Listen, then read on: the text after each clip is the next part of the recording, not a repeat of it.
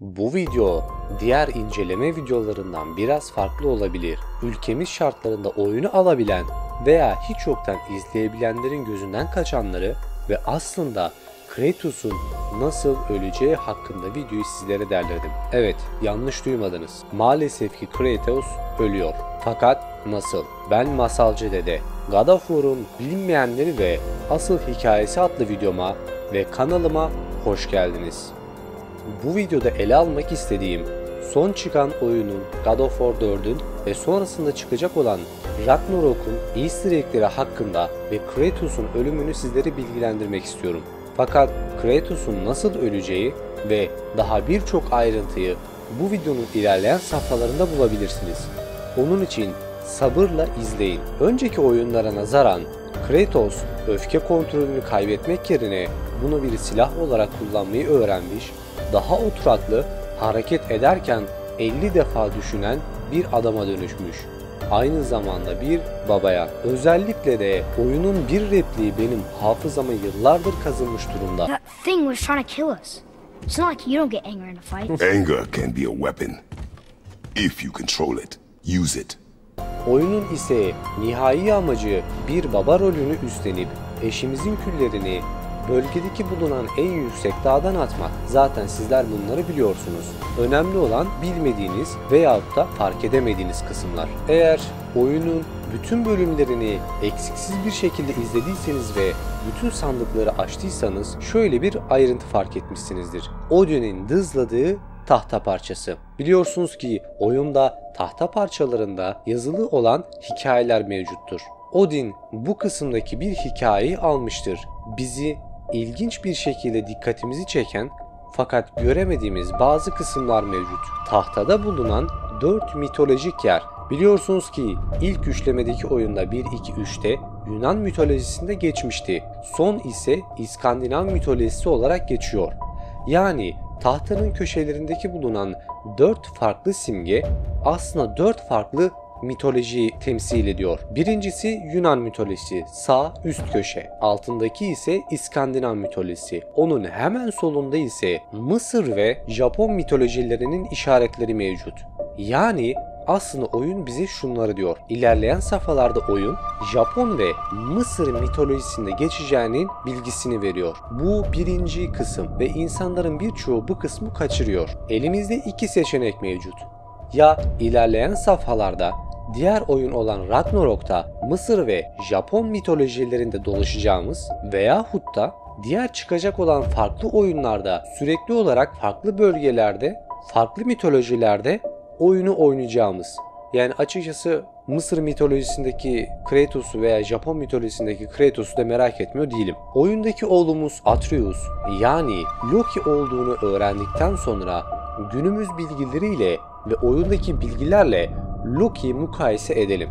Şimdi bildiğimiz üzere biz genel olarak Loki karakterini Marvel sinematik evreninden biliyoruz. Aynı şekilde Thor ve Odin'i. Orada Thor genelde kaslı, yakışıklı, Odin ise bilge ve oturaklı bir kral olarak gösteriliyor. Ama asıl da İskandinav mitolojisinde bu durum aynı şekilde mevcut değil. Olaylar tam tersi. Oyunun bize vermek istediği aslında bir mesaj var. Loki'nin de nihai amacını temsil ediyor. Odin bilge biri olabilir. Fakat Ragnarok'ta gerçekleşecek olan ölümünü engellemeye çalışıyor. Bu da onu kontrol manyağı bir insan yapıyor. Thor ise tam bir katil. Babasının talimatları üzerine istediği zaman istediği kişiyi sırf zevk olsun diye öldürebiliyor. Bunlar da katlettiği devler. Oyunun sonunda biliyorsunuz ki Kratos ve Atreus dağın tepesine çıktıklarında bütün devlerin öldüğünü görebiliyorsunuz. Bunu yapan kişi de zaten Thor. Babası devleri öldürtmenin sebebinin Ragnarok'u geciktirmek veya engellemek olduğundan Thor'un ise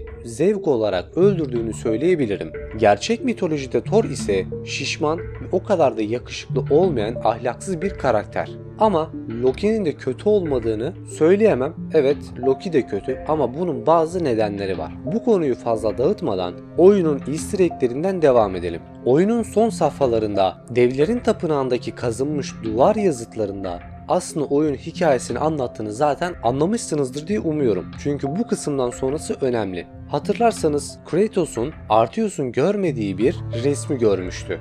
Burada Arthas'ın kucağında yatan biri vardı ve hepimiz burada Kratos'un öldüğünü düşündük. Ama durum aslında öyle değil. Evet, ölen biri var ama o Kratos değil. Yani şu anlık değil. Ragnarok'ta dev Timir'i kurtaracağımızı biliyorsunuz. İskandinav mitolojisinde Loki'nin bir oğlu var. İlerleyen safhalarda Ragnarok oyununda müttefik toplamamız gerektiği için Loki'nin oğullarından da yardım alacağımızı söylüyorum. Şimdi diyeceksiniz ki oğlu ne alaka diyebilirsiniz ama aslında oyun zamansal olarak farklı bir boyutta geçiyor. Orada resmedilmiş görselde kolunun kopmuş bir insan olduğunun farkındasınızdır. İskandinav mitolojisinde kolu kopanın Kratos değil, daha doğrusu dev Timir'in kolu kopuyor. Yani kucağında yatan kişi dev Timir. İskandinav mitolojisine göre birebir yapacaklarsa büyük ihtimalle dev Timir'i öldüren kişinin Loki'nin oğlu yani Arthas'ın oğlu olabileceği, ikinci ihtimal ise gene Arthas kontrolden çıkıp dev Timir'i öldüreceğini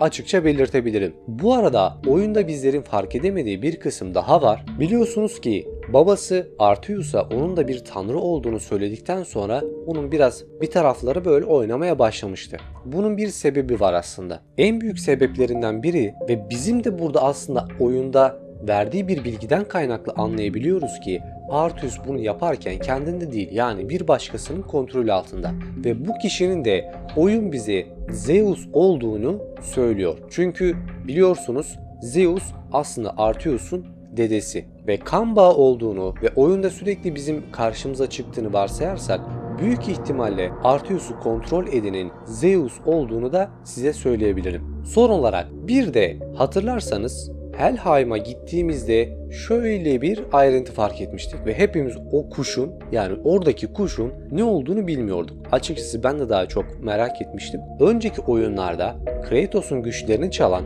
Zeus tarafından gönderilen kuş olduğu söyleniyor ve bu ihtimal de doğru ve sizlerin en çok beklediği Kratos'un nasıl öleceği. Şimdi açıkçası ben bir yapımcı olsam Kratos'u öldürüp de oyunları Arthas üzerinden devam ettirmem. Şu bilgiye dayanarak bundan bir teori üretebiliyoruz. Bildiğiniz gibi God of War'un son oyununda Valkyrie adındaki yaratıkları, daha doğrusu tutsak edilmiş muhafızları hepsini kurtarıyordu. Ve onun kraliçesi bize şöyle bir cümle kurmuştu. You have the eternal blessings of the Valkyries. Bundan yola çıkarak şunları kurgulayabiliriz. Thor ve Kratos'un kapışmasında Thor Kratos'u alt edecek ve bu nedenden dolayı da Kratos ölecek. Savaşarak öldüğü için Kratos Valhalla'ya gidecek. Valhalla'da Kratos'u Valkyrie'ler karşılayacak. Sırf onun yardımlarından dolayı Valkyrie'ler Kratos'u tekrardan dünyaya döndürmeye çalışacak ve bu konuda bize yardım edecek. Zaten dünyaya döndükten sonra da Kratos'un Odin'in de Thor'un da içinden geçeceğini net bir biçimde söyleyebilirim. Ama oyun bize bunu nasıl lanse eder bilemiyorum. Oyunda ufak bir bilgi daha var. Biliyorsunuz ki biz Leviathan baltasını denize attığımızda yılan onu ağzından çıkarıp bize atmıştı ve orada bir bildirim çıkmıştı. Bildirimin sebebi de yılanın zehrinin baltaya geçmesi. Oyunda çok daha karmaşık şeyler var. Ama onlara da küçük bilgiler vererek değineceksek Thor'un ve Kratos'un kapışmasında Kratos'un bıçakları maalesef parçalanacak. Bunun üzerine Leviathan baltası Thor'un Mjolnir'ini yenebilecek kapasiteye sahip olduğu için ki dövülme nihai amacı da o. Leviathan baltası Thor'un sonunu getirecek. Çünkü içinde yılanın zehri var. Ragnarok'ta Thor ve dünya yılanı birbirlerine eşit, yani güç olarak denk oldukları için Ragnarok'ta birbirlerini öldürecekler.